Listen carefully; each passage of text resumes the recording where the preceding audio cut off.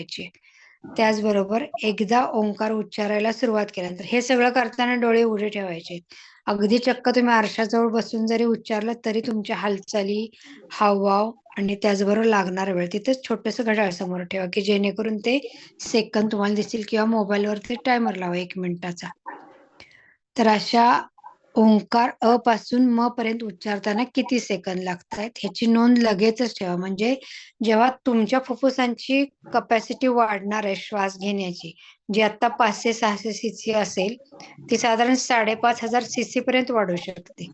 तर ती वाढलेली कपॅसिटी तुमच्या लक्षात येण्यासाठी आत्तापासूनच जर तुम्ही हे नोंदवत गेला, की 1 मिनिटात आपला किती आवर्तन श्वास घेतला आणि सोडला जातोय, त्याचबरोबर एक ओंकार उच्चारण्याला किती कालावधी लागतो, किती सेकंद लागतात, मग त्याची पण नोंद व्हावी. म्हणजे आणि हे जरा अगोदरपासून आता रोजच्या रोज थोडं करत राहिला